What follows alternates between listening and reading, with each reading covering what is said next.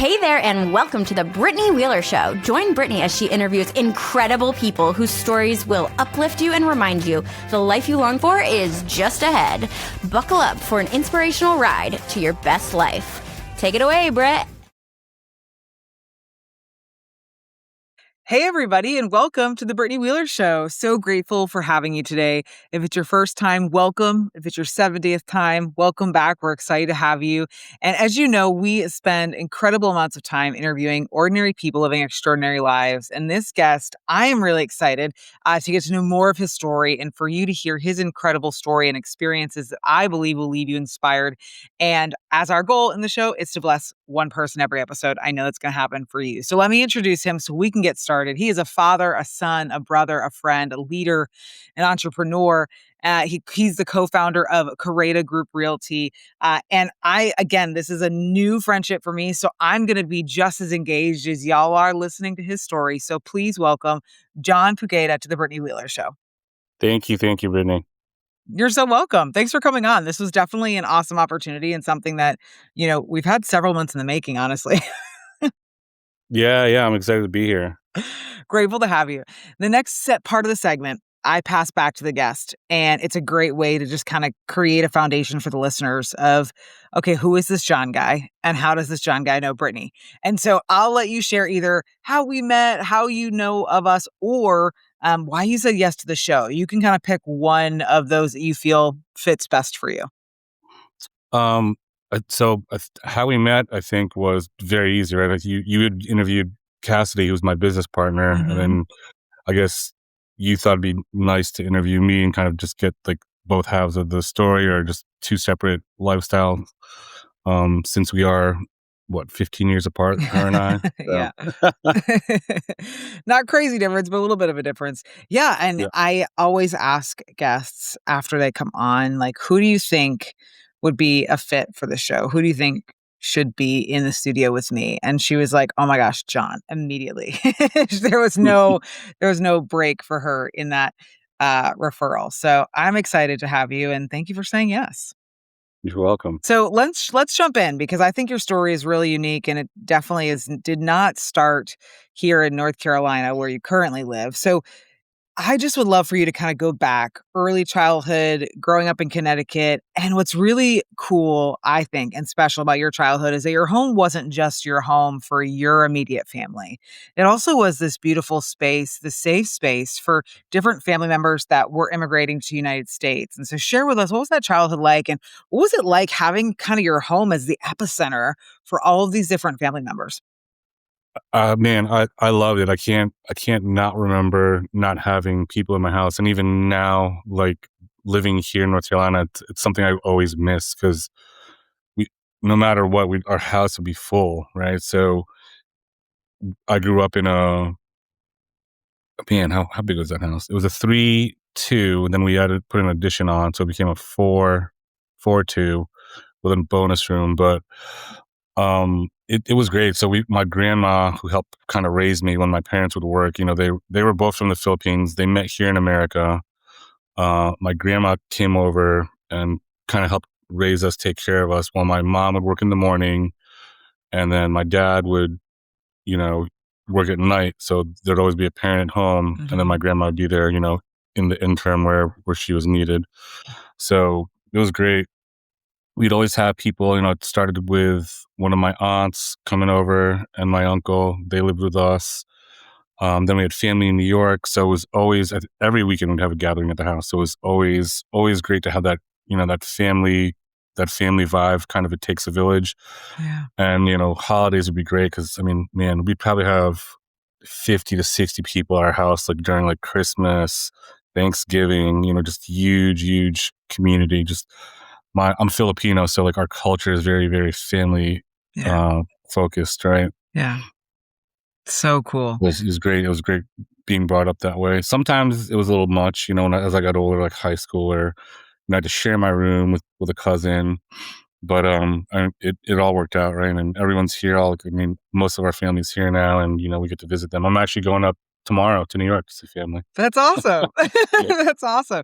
What do you think just in that scenario of being raised with so many different extended family. Like how has that kind of transcended even for you as an adult with your own children now? And how do you try to infuse some of that into your current life? Oh man, so many lessons. I mean, one of the things I try and instill in my kids is family first, right? Um, just learning kind of how, not the struggle, I guess, just the process of like people coming from another country, like how do they get started, like, then build a nest egg, save up, get to the next level, buy their own place. So just these lessons taught from, through my parents, through my family, just seeing everyone level up, level up, level up, starting from nothing. And then now they're here, they have their own homes, they have their own children, they have investments that they've put into, right? Mhm. So just, and even simple things like cooking, right? Like how the family cooks together, right? Like learning, just Filipino recipes, learning what the men cook versus what the women cook. Um, Learning about just like travel hacks, right? Like how we travel, like Yeah. if we want to be frugal in travel or if we want to be extravagant, how do we travel? Like all these different things that they've all taught me, right? It's great. And it's great to like now, like knowing them, they came in when I was as a kid. Most of the cousins that came over were older. So like now I visit them in like New York, New Jersey, and seeing them with their families and now their kids having kids, Yeah. right? It's pretty amazing to see That's everyone awesome. coming up. Like, I literally, as you're talking about Filipino food, I'm like, I'm so hungry. I could definitely, like, if you want to cook something right now, John, and air it, put it in a private jet and fly it over 2 hours to me, I'd be so grateful. Would Yeah. some pancit, I'd be great for that. I'd be down. Let's go. Yeah, next time I'm at the beach, we'll cook at Cassidy's house and I'll make some Filipino food. We'll invite you Yes. over. Yes, please. Oh my gosh. My best friend's husband is Filipino and he's also just an incredible chef. And so it never gets boring to me, all the cooking and things. And it's interesting because what did your parents do for work when they first came here? Because it's something I've been thinking Uh, about. Man, I don't know what they did when they first came here. I know, like from as far as I know, when growing up, my mom, they both worked at the hospital. That's where they met, Okay. right? Um, and my dad was a pathologist, and my mom was basically a diet technician. Yeah. So she would just basically be feeding, the patients staying in the hospital whatever their dietary needs were, you know, hospital food. Yeah, yeah, yeah. That's so cool. It's interesting too because I feel like what's unique about your story also is that your parents, a lot of times, I had a guest on several months ago whose parents came for Vietnam, and it was a different kind of setup as far as jobs are concerned. And so, what I think is also really unique about your story is that your parents came and stepped into, you know, decently paying jobs, right? Your dad was a doctor, right, as a pathologist, and your mom was well respected and accredited in a hospital setting. And I think a lot of people have a misunderstanding too of what it means when someone comes and immigrates from another country. And I think there's this misconception that they're coming without any sort of skill or your Yeah, experience, right? And that's not the case at all. And it's definitely not the case for your parents. yeah. I'm trying to think. Most of my family, like on my mom's side, on both sides actually. My mom's side, they went to college in the Philippines, came over here, and in America, recognizes those degrees. So they were able to, start off well. And I honestly don't know how much they made when they Yeah. were starting off. But, growing up, I was always told, me and my sister were always told, hey, we don't have money, we're poor, and so we just went with it. I'd ask for like sneakers. I'm like, hey, I need some Jordans, or I need, this, and this, and this is like, middle school, high school, and they're like, oh, we can't afford those things. So that kind of, indirectly forced me to just be like, okay, well, if you can't afford it, then I just need to go get a job so I can, get the things that I want for myself. Yeah. So that was one of those, I guess, indirect lessons where, you kind of just gotta, if I want something, I'm going to always have to work for it. Right. So that was, instilled in me Yeah. at a young age. Did you find that as you got older and you understood that they were being frugal and really intentional and were intentionally trying to get you to work hard? Or was it actually factual that financially it was tight? Like what did you end up determining as you got older and kind of the truth reveals itself? a little bit of both, right? I only learned probably in the last 8 to 10 years that, they were good financially. It wasn't something they ever were like, hey, we've always, were able to, you know, make it and a little bit more. But that did instill like, hey, like I just want to kind of be better than that, do more, give to my kids. Like, so what I do now for my kids is kind of the same thing, but just, exponentially more. Like, and I'm very transparent with them. Like, hey, this is what I'm doing for you guys. Here's how much you have saved for college. Here's what the future looks like as far as like investments I have. Because I figured, if my parents taught me that when I was younger, I probably started all this stuff even younger, like maybe like 10, 15 years ago. Yeah. So, I've just recently kind of started doing that stuff, but they'll be fine, my children, but I'm trying to teach them at a younger age, hey, this is how investing looks like. This is what you need to be cognizant of. Yeah. And then, I want you guys to pass this on to your kids if you have kids. Like I want to build that generational wealth in my family, Yeah. Yeah. That's awesome. Now, what was your first job to get those Jordans? To get those Jordans, I worked at this mom and pop grocery store called Stu Leonard's. Stu Leonard's. You know Stu Leonard's? Yes, I do. There's a lot of people probably on here that know Stu Leonard's. Yeah. Now, yeah, they've definitely grown. It was one little supermarket, like kind of, farm to store supermarket. They like made their own juice, in-house bakery, milk, all the things. And I worked in their ice cream shop for, man, I think I was getting paid like $8.25 an hour. Just like that's a lot of money back then. Yeah, I was shoot. I think I was 15 years old. Yeah, that's crazy. Yeah, what year was that? 94. Yeah, that's to scoop ice cream. I mean, like my first job. It was soft serve. I wasn't even scooping it. You weren't even scooping it. What is this? That's insane. $8.25. Soft serve ice cream. Made some milkshakes, some ice cream sandwiches. Get out There's of here. a little ice cream stand right before you walk in the store, and I went to Stu Leonard's last time I was in New York. I'll probably go again this time, but there's one in New York, so we went there, and it's the layout's the same, but like they just have everything just like very process sized now, right? They still have the ice cream shop, it's inside, but I mean it's still nostalgic too when I was a child, right? They don't have the farm. They used to have a farm like with cows, chickens, goats. Yeah. That's not there anymore, but dang.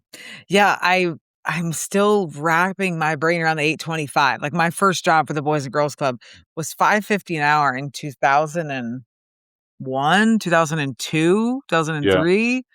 You were like, that is like royalty dollars right there. So you were I don't know how I got paid that much.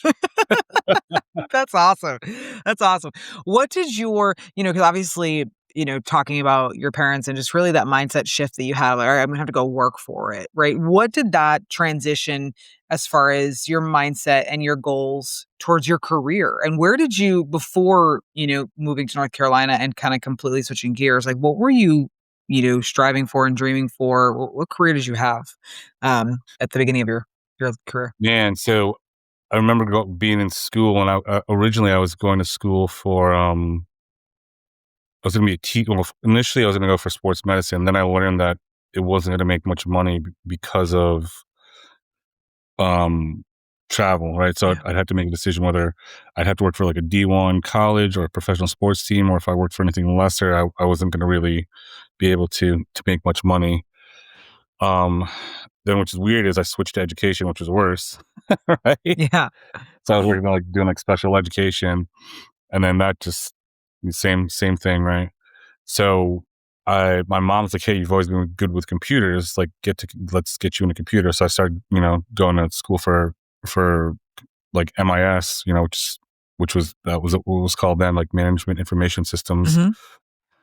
And then I got into work in New York. So I guess my goal was, I know I'd always tell myself, hey, I want to work in the city. I want to climb the corporate ladder. So I worked at, my first job was with Jones, New York, like 9 West, like all those brands, doing IT stuff. was very short lived, right? I got laid off. It was, I don't even know what year that was, but there's layoffs. I was one of the first ones to get laid off because I was one of the last ones to get hired. Yeah.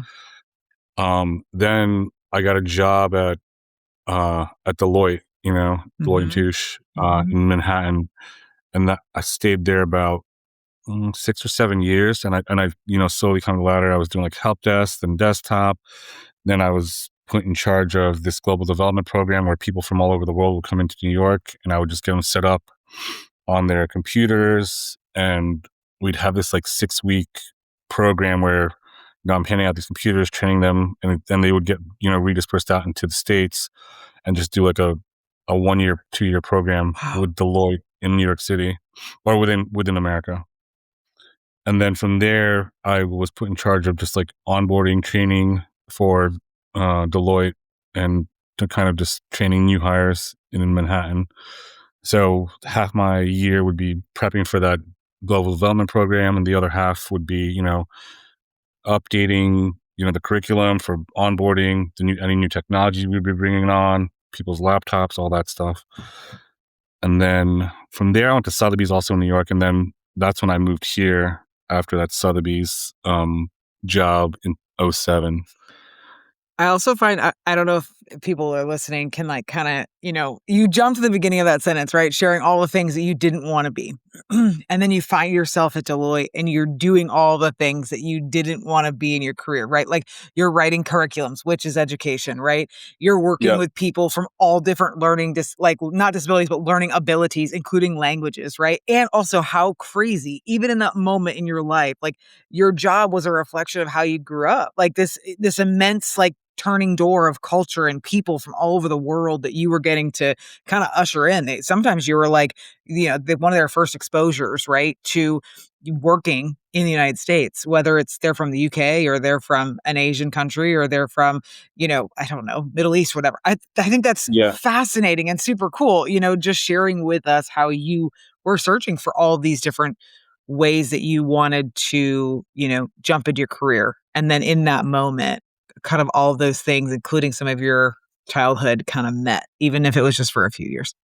yeah, yeah. And when I was going through the questions, I was thinking about that. I was like, man, like I've always been, I think one of your questions, like, how do you decide to help? Like, how's that Yeah. and I've always, anything I've been in has always been helping. Even like the summers before getting into like my professional career, I was a swim instructor. I would teach kids how to swim, Yeah. for all my college, like 4 years college. In the summers, I would be teaching kids how to swim. Yeah. So cool. Well, and I think that's a great transition too of just like I think just from what you've shared with me is that first part of your career and you're getting married and having your children. That was really about like striving for that goal of, financial freedom, right? What is that job gonna lead me? And then I could be wrong, but what I feel like I've experienced for you here in North Carolina is the shift of what I call like, you know, uh a head heart connection, right? Which is what you're sharing, right? These moments where you always wanted to help people. But how do you go about doing that professionally? And then how do you go about doing that and actually being able to make money doing it? And so I would love to know, like, when do you kind of believe you had that shift, and how do you see that playing out now versus maybe at the beginning of your career? Man, so the connection, I guess. So I switched when I moved here. I I was still in IT. Well, I stopped IT for a second. I was like, let me see if I can do something different. Right? I've always had this like kind of like, am I good enough imposter syndrome about myself. So we were pregnant with our daughter, and I was like, okay, we're just gonna chill. Like, let's settle into our house. I'm gonna try and not do IT work. So I actually worked for a builder doing like walkthroughs and patch jobs for like final walks from new construction. Yeah. And then my wife at the time, she just chilled, right? It was summertime. We were just like, all right, we're good for now. And then that was like '07, '08, like when the housing market crashed. And it's funny now that I'm a realtor, right? Because like all these things, it just all came together somehow. Yeah. It's crazy. But then I worked for them. So again, helping people, right? Like with their new houses. And then, then I went back into IT for this company. It's basically a family company, but they own and they still do. They pretty much own every single like KFC, Taco Bell, Pizza Hut, Long John Silver's in like Wake County, like and to Florida. So I started again doing IT, setting up, new restaurants, new like Taco Bells, Pizza Huts, whatever. And I guess the connection came and then after that, I'm just going to fast forward. I worked for a bank at Swiss. Then I worked for a startup company, and I was, my kids were so young then when I was at that startup, but I was traveling so much, or probably 30 weeks a year traveling. And I was like, okay, I need to get out of this. Yeah. And then that's probably like, I had a little downward spiral, right? You got to go back to go forward kind of thing, right? Yeah. So, like at this company wanting to leave, then, at the same time I was going through my divorce. My dad was dying of cancer. So just a bunch of stuff. So a lot of just like self-reflection. And finally I was like, you know what? I'm done with this IT career. So I switched to real estate, and I was like, right, let me see if I can, do something totally different that I know nothing about, and see if I still have this imposter syndrome, or can I just be successful at something again without any correlation to what I did before. Yeah. And yeah, as we started to help people, Cassidy and I, like, we knew nothing about real estate, but I did have my knowledge of like, corporate business and just structure, process improvement, things I learned from corporate America. And once we started helping people, like, we started working, I guess, to answer your question, like the head-heart connection kind of started when we started working with investors, right? Like, it's definitely great to help people out, like find a home, that stuff. But then that's when it clicked for me, where when like, I'm working with investors, helping them find stuff. Then I learned that I had this eye for design. So that opened a new passion up for me. And then I would just start putting these things together where, if we'd get these homes from wholesalers, so I partner with them, and then to help them, right? The connection is we'd have these, this one investor I worked with for a while, we'd have these seminars at the houses that they were done flipping. And then we'd pull people in from these groups of investors from these wholesalers, and we'd call it like inside the flip, right? So I'd call up the wholesale company and say, hey, bring your investors. This flip is done. We're ready to do a presentation. Let's walk them through, what my client bought the house for, what they did, how much they put in, how much they made off the house. And then kind of like the process, the role I made as far as, designing it, marketing it, listing it. So taking that finance, IT stuff, putting it to transposing it to real estate, and just a bunch of investors who want to work with Cassidy and I all the time. Like, hey, like, this is great. We see these margins. So that started again as something new, right? So we kept doing that, and as we got better, I got better designing. I'd say, hey, now I can't do this work for free, right? So the money part started happening. So I'm like, hey, if you want design services, we can go ahead and, this is what it's going to cost. And they're like, oh no, that's too much. I'm like, okay, well, here's some designers local in the area. You call them and ask them how much it would cost for them to design a house from you from scratch. And, I'll give you 2 weeks, do your homework, but you're going to waste 2 weeks. Yeah. Right. So sure enough, they call me back. They're like, we're going to go with your rate because everything when we call is double or higher than what you are, offering. I'm like, I told you. Yeah. So, and that just grew and grew. And then now I'm at the point where, I speak at, events, whether it's, real estate events talking about investing and kind of just alternative methods of real estate. Right. Yeah. Or we speak on panels, still talking about investing. So it's really cool to see, like, people want to learn from me. And again, at the end of the day, it's right now, it's never, I don't think it's ever really been about like, hey, I want to get filthy rich. The money's never been the leading, procuring cause of like why I want to do what I want to do. I mean, I even lost money recently. I mean, I made money, but it should have been more.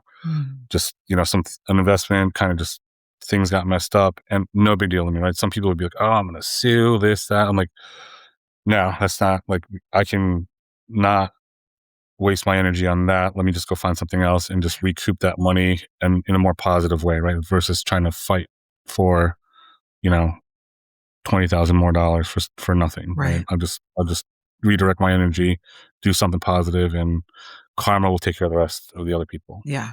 Type of thing. Yeah. So good. Yeah. And I mean, there's so many lessons in that. I just, that one statement of, we can have a whole podcast of like, if someone does you wrong, right? Like your immediate reaction shouldn't always the first thing to be like, oh, let me get them back, right? Because the amount of money and time you spend doing that, it ends up being an exhaustion, for sure.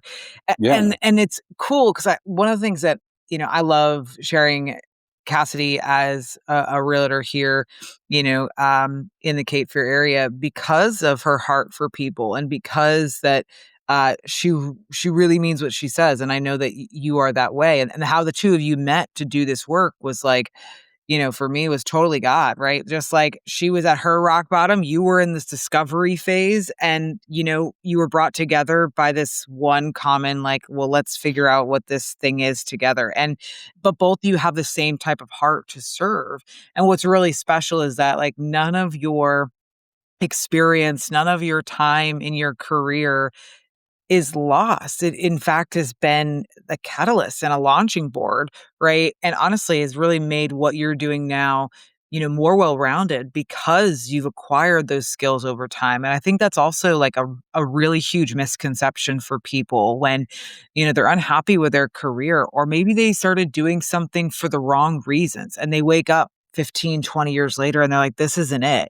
And they immediately think they're going to start from scratch. And you get to be an example of like, on principle, did I start a new career? Yeah, you did. You started something you didn't know.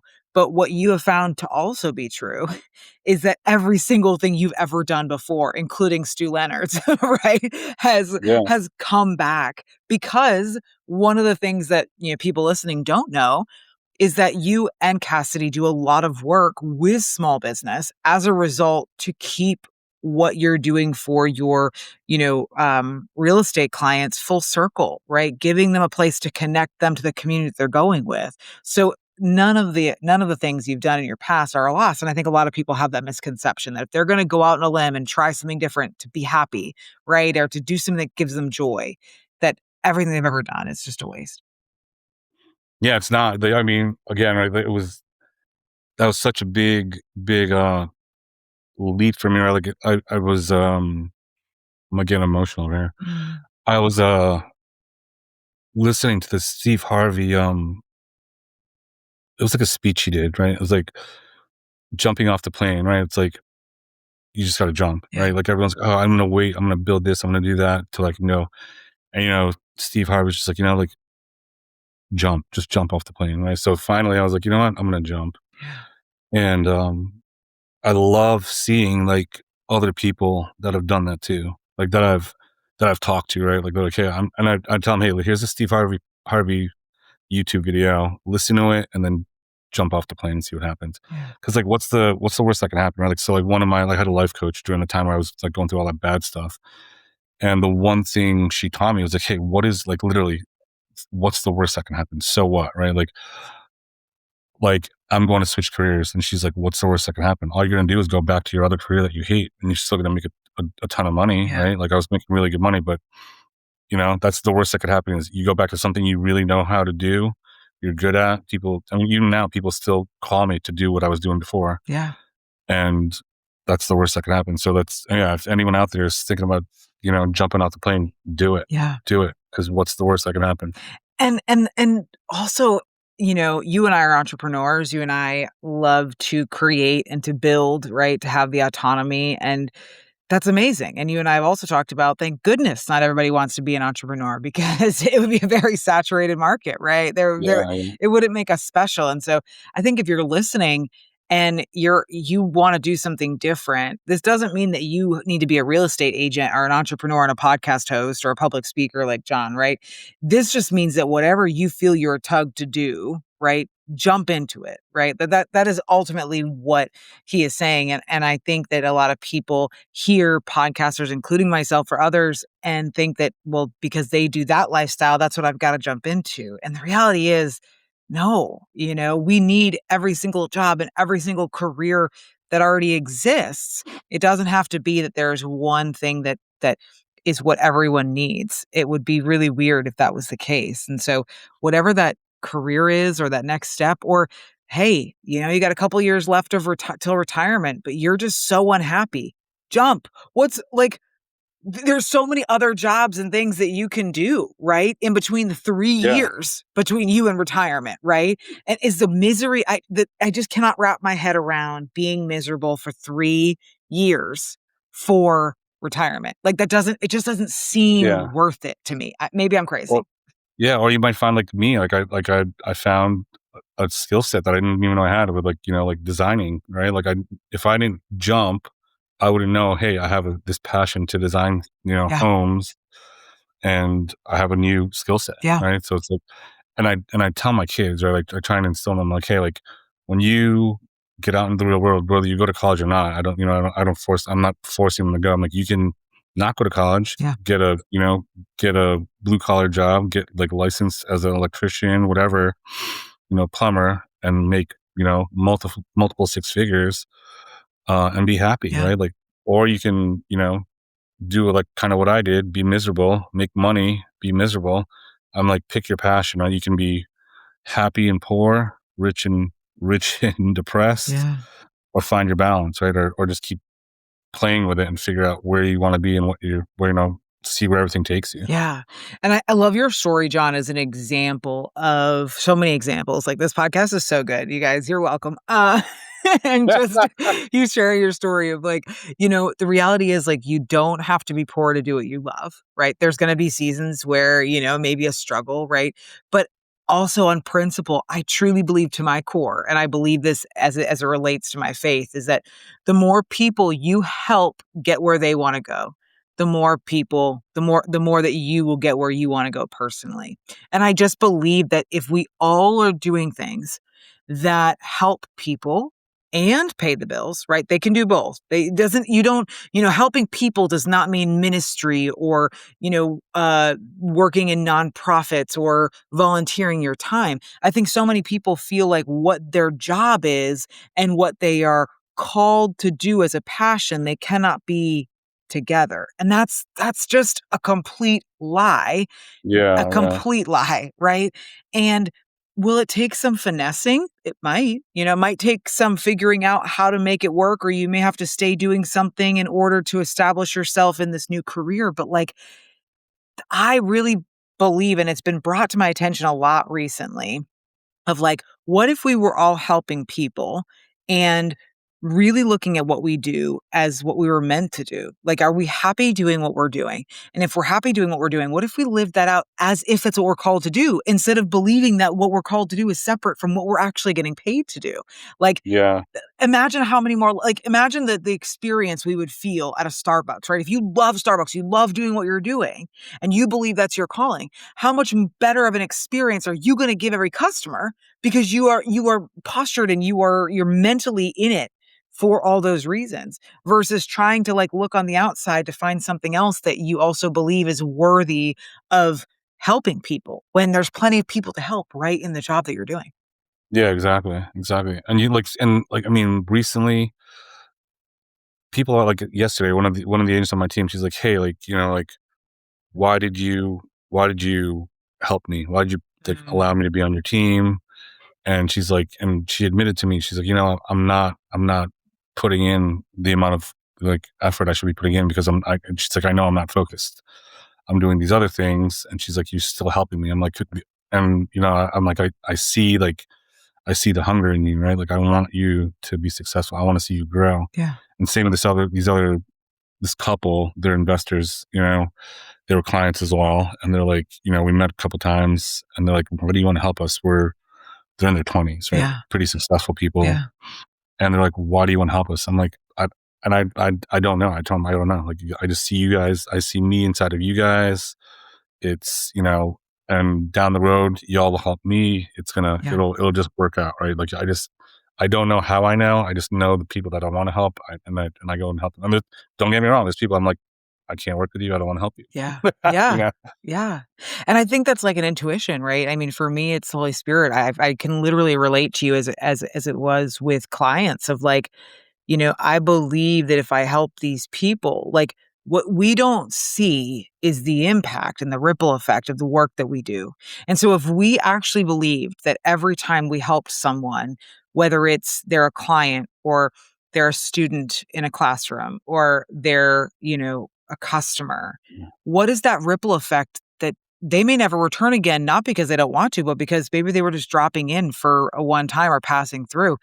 I just feel like we have no idea. And I wish, like, for me, I wish when I get to heaven, there's like a video of all the people that I didn't know. You impacted. Yeah, that Yeah. impacted, like, just like this, 45-year video of like all the people that, have Yeah. been blessed by my actions inadvertently, right? Because I went into these conversations with people and, I get a lot of hit from it, like, because in certain areas of my career, I've never been trying to charge people a ton of money for what I do.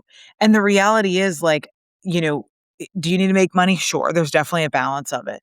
But a lot of it is because I believe I see the vision they see. I catch what they desire. I see their heart. I see that they genuinely want to make a difference.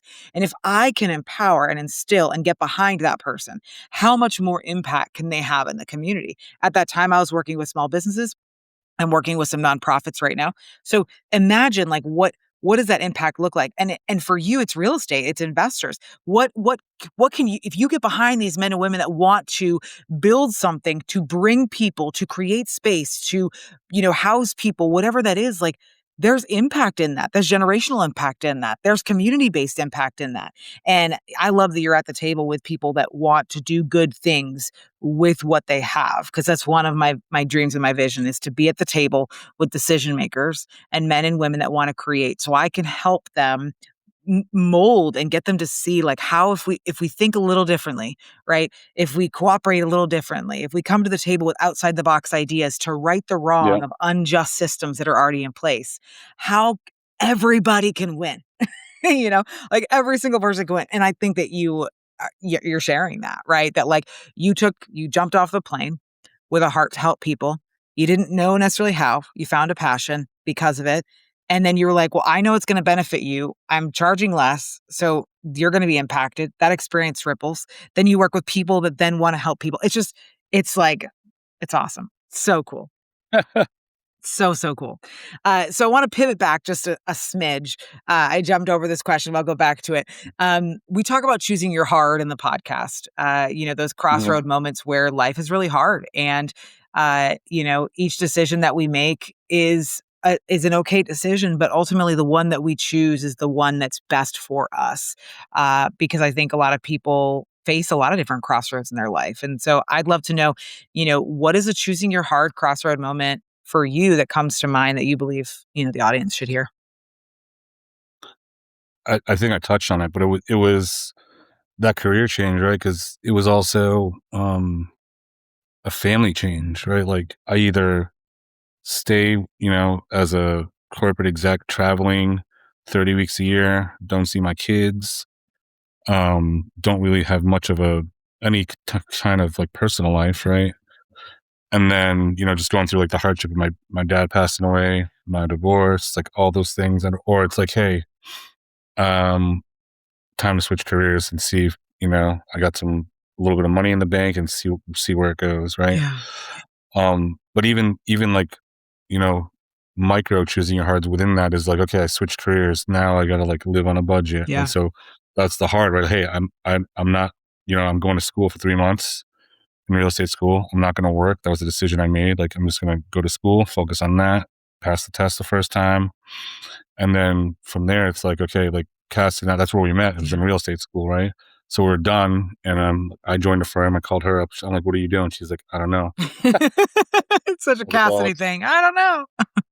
I was like, let's join this firm together and see what we can do. And then we had no clue what we were doing in real estate, right? So we had to do this again, another 3 months of these like onboarding classes with this firm that we joined, and it was like just stuff I've had already learned in corporate. I'm like, this is just really archaic things. So then we switched firms again, and just, then COVID happened. So it's like, all right, this is the heart I'm choosing. I'm going to choose to stick this through. And, and they tell us in real estate school, hey, most realtors fail like in the first 3 years, right? Yeah. Average realtor sells 4 homes a year. Yeah. And I'm like, that's not my head's not there. Like, my goal is to make more than what I was making in corporate America. Yeah. So that's the heart I chose, was I'm going to stick it out. We're going to do things different in real estate, which we did, right? We're not just like cold calling, doing all these things. We get to know our community. We put ourselves out there. We delve into different realms of real estate other than just, residential real estate, residential resale. Yeah. And then, it paid off, right? So that hard paid off. It's like, and you hear these all the time. Like, hey, choose your hard. You can wake up, go to the gym. And I do the same. My kids do this too, right? We wake up, we go to the gym every day. We do cardio every day. Or we can choose not to now, and our hard will be later when we're on all these medications for, whatever diseases decide to grow on us, right? So let's choose your hard. You can, work out every day and be consistent, or you can get sick and deal with it. That's your hard. Yes, John. Give this man a real mic, even though there's not a mic right now. Yes. That is such a passion of mine too, is like, what are you on a day-to-day basis, right? You're sharing a really big example of choosing your hard, right? And I believe that if we don't make hard decisions, which I think people do generally, right? But I believe that if we practice making hard decisions that benefit our future self on a day-to-day basis, then when moments like what you experienced came, it feels like a no-brainer, right? And so, I mean, like, gosh, do I dump the dishwasher now, or do I do it first thing in the morning when the kids are getting ready for school and I've got to get ready because I've got a 9 a.m. meeting? Which option is better for your future self, right? It's going to be the dumping the dishwasher, right, at night, even though you're drained, tired. Same thing of the gym, right? Like, are we going to get up and go to the gym, or are we going to sleep in and what is our future self going to be grateful for? And then when those really big moments come, like a career change, a move, right? You have to decide to leave your job to be on the bedside of a ailing family member. Those become very simple to make because you've been practicing what kind of decision process do you have for when things are hard, and what is your future self going to say? So I've been saying this a lot lately in the past several episodes of like, what is your future self? It's something simple of like, gosh, I'm at a quarter of a tank. Do I wait until tomorrow morning to get gas, or do I just stop at the gas station on the way home? I used to wait till tomorrow morning, 10 years ago. But now I grunt, and I'm like annoyed. But I'm like, I'm just going to go because it's better now versus waking up in the morning. Yeah, versus waking up and forgetting that you had an empty tank and you're like, damn, now I'm going to be late. It's the worst. That is literally like top 3 worst morning, like routine mess ups, is realizing you have to get gas. Something that kind of came to me a little bit too, I think, you were experiencing hard in a season where you were becoming a single father and, uprooting your life and also losing your father in, here on earth. And I don't necessarily have a defined question, but I believe that there are a lot of men listening who can either relate or can imagine navigating all that you did as a man and being like, how am I going to provide? How am I going to be there for my family on top of, oh, wait, also, I'm going to be a dad/mom for my children.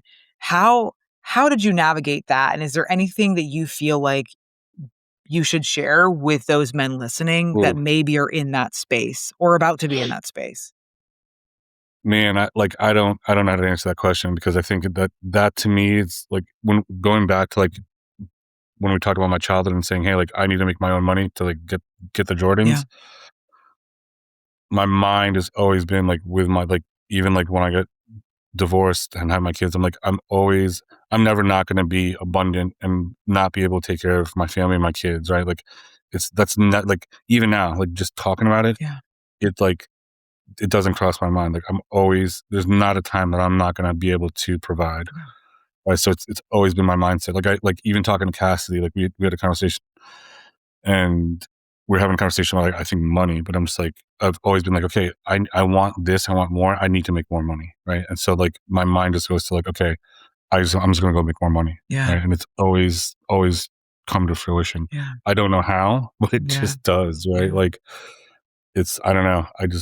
I know if I have to do something, like you're right. I am the mom, I am the dad, like, and even squeezing time in to like do, right now we're looking for colleges with my daughter, like, so I'm making her like do these exercises where I'm like, you research the school, you tell me, you know, what school you want, what school it is, what the tuition is, what the rent rate is in that area, if you're going to not live on campus, what the cost of living is in that area, and I have to research rent, all these things, just kind of teach her, right? Like to be fiscally savvy and all these things.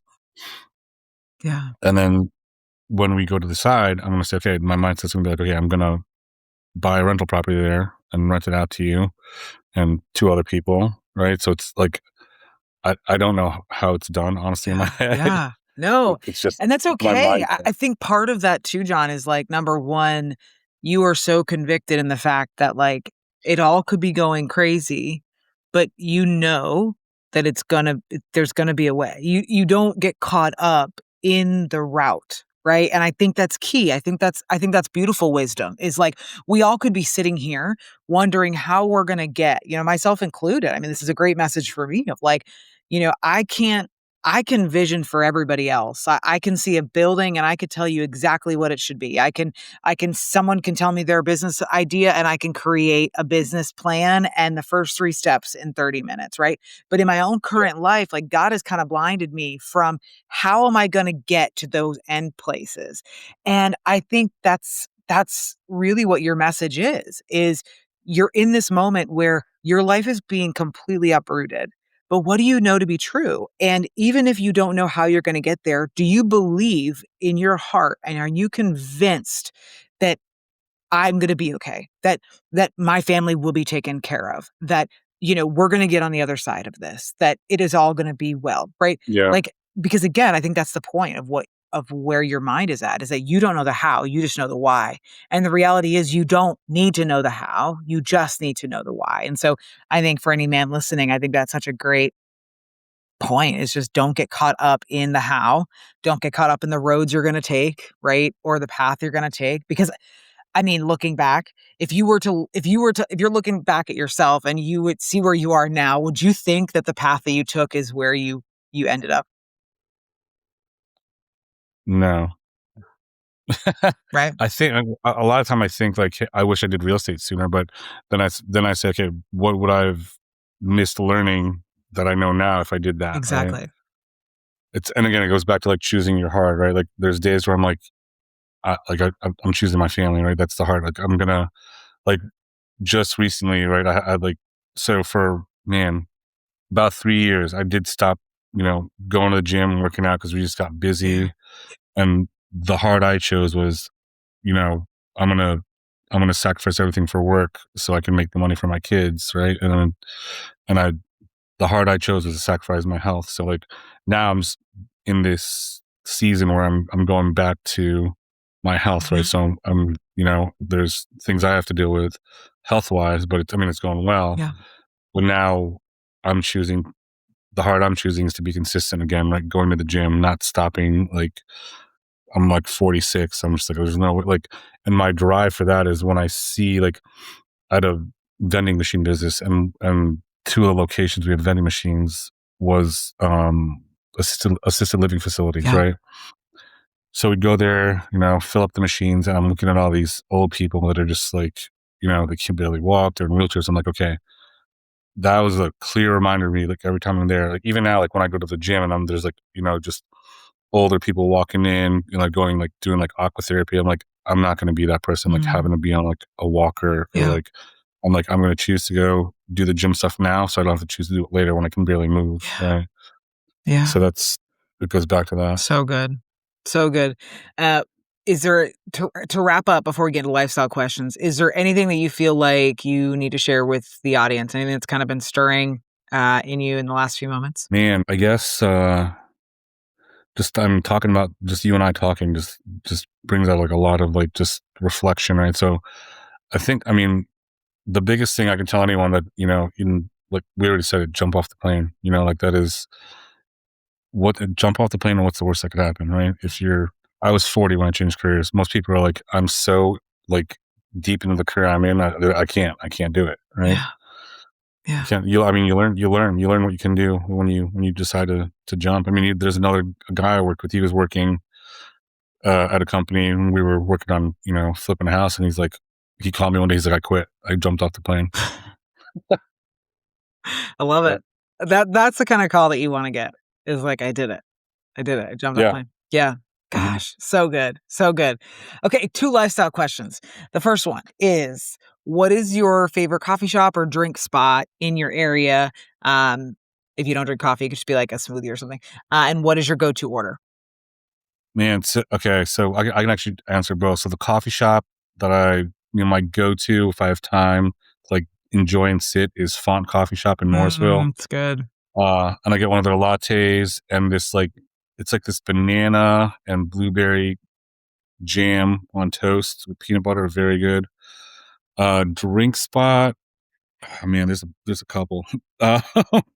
So my favorite drink spot when I first got here was Crunkleton in Chapel Hill, which is kind of like just a high end kind of craft cocktail bar. And I hit Dram and Draft in Fenton and Cary quite a bit for just drinks, meeting up with people, business stuff. Or the other place also in Fenton is Crawford Brothers. It's a steakhouse. But literally 3 of my favorite bartenders that have worked at like random places all work there. Triangle, all work there now. And I'm just like, okay, all right, you guys are all here. It's a sign. I'll just go. That's awesome. Yeah. So funny enough, one of the managers of the Fount works at the coffee shop social enterprise that I work with now here in Wilmington. Awesome. Yeah, she worked there for several years. So we are fans of the Fount, and I was a fan of the Fount before even I knew that she worked there. I had gone there as well. Really good, just top notch, like operational excellence. They just do a really good job in like consistently creating the same quality experience every single time. Obviously, you know that, right? Yeah, they're like McDonald's, right? But like obviously like local owned. Like they're consistently consistent. It's the best. Okay, what book is a book that you've read multiple times that you think someone here listening should read?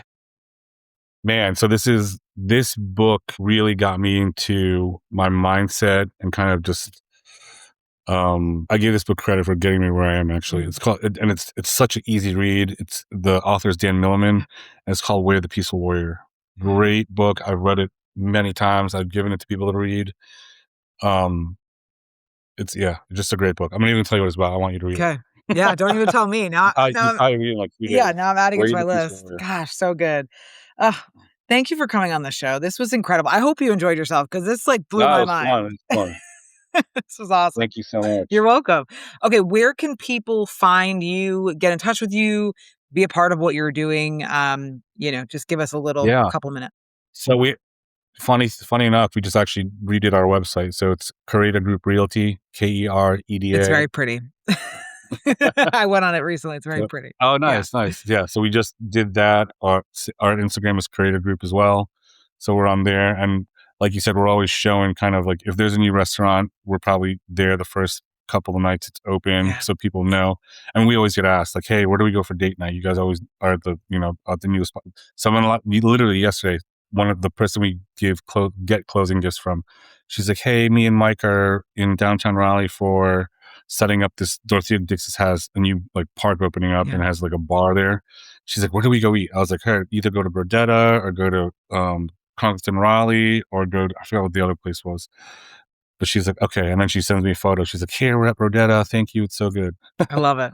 Yeah, you guys, because you're also spending time getting in the community, right? You're not just selling. This is not a transaction, right? This is a relational business for the two of you, and that's the difference. It's a relational business, and I think Cassidy has told me before that it's like people that she sold houses to, the referrals just don't stop, right? Because the way they experience how you treat their experience is profound, and I think that is something that needs to be recognized. And that's honestly how I met Cassidy, was the work that she does with her Instagram here locally.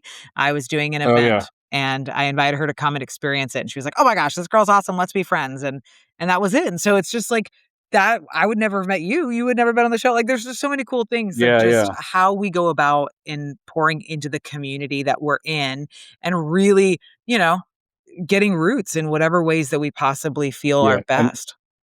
And a lot of people don't understand that, right? So like you said, like what's another word of advice? Like social currency, right? Is the most, it's more powerful than money, right? When you put yourself out there and you get to know people get to know you, that currency is priceless, Yeah.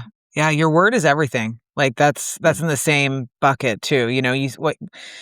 Do what you say you're going to do and show up for people. And sometimes you may have to show up for people. And I think this is where this will be our wrap up point is I think a lot of people feel that, I got to give something to get something or get something to give something. And the reality is if you just go out there with a heart to give, whether that's a nice word, a conversation, grabbing coffee with someone just to get to know what they're doing, you will be floored at how the dividends, as Jon was saying, like will pay back in priceless ways because people genuinely are like, wow, this person's legit. Like they care. I feel that they care. Yep. That people do not care what you have to say unless they know how much you care. That's it. Full stop. Sounds good. Awesome. Thank you so much, Jon, for coming on. This was great. Seriously. Yeah. We should do one with Cassidy and I together. Yes. Oh my gosh. Bring it back full circle. Yes, I think I don't know awesome. if you've done that before, but that'd be pretty cool. I do episodes with multiple people. I did one with the last fall. I did one of my really good friends, her sons, all three of them came on my show. So that was a fun brother conversation. That was really cool. So Nice. Yeah, we will definitely do one. You guys follow Jon where he's at. I'll put it in the show notes. Follow us on Instagram and TikTok. Subscribe to this YouTube channel and just share this episode. I know that there's going to be so many people that are blessed by what Jon has to say, by his experience, by his heart, by what he was willing to do, to live an extraordinary life. It didn't come without sacrifice, but it came with heart and intention. And as always, do good things, make me proud, and see you next time. Bye, everybody.